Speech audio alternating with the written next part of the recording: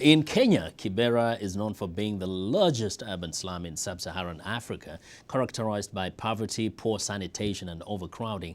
However, many people are unaware that Kibera was not always a slum. The first settlers were not even Kenyans, and now those settlers are demanding to be recognized as the rightful owners of that part of Nairobi. The sprawling tin roofs of the Kibera slum in Nairobi stretches for miles across a vast area of land just 5 kilometers from the city center. It is divided into 13 villages with a population of over 170,000 people.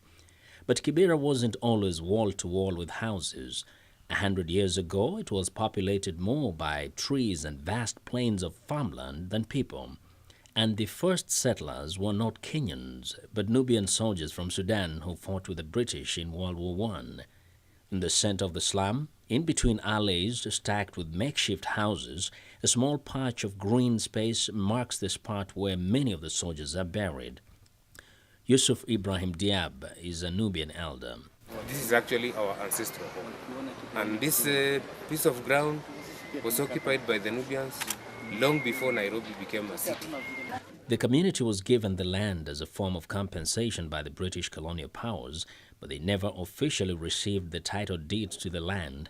And as time went on, residents realized that they had no legal right to stop other communities from moving in. Isa Abdul Faraj is chairman, Kenya Nubian Council of Elders. World War II was definitely in the offing, and part of this was intended also to galvanize loyalty of the Nubian soldiers.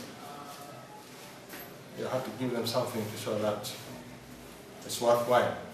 So we must not lose sight of that. Although after victory, this was completely forgotten by the powers that be. A map of Kenya from the 1930s details the vast area of land that was allocated to the community. Faraj and other Nubians have petitioned the Kenyan government to recognize the Nubian community as the rightful owners of the land. They also say they want to be recognized as official tribe in Kenya, so they are no longer treated as outsiders. Some Nubians in Kibera claim they feel discriminated against by other communities. Mustafa Mahmoud Yosef says although he was born in Kibera, like his parents, he feels he is sometimes treated like a refugee rather than a native citizen. Discrimination is a very bitter pill to swallow because discrimination, some people even abuse you directly in your face. You're like a foreigner to them. You don't belong here. The Kenyan government maintains that Kibera belongs to all communities that reside there, and it has no intention of designating the area as the ancestral land of the Nubians. Instead, the government is collaborating with the United Nations Habitat to implement a plan to decongest the area by building upgraded high-rise homes.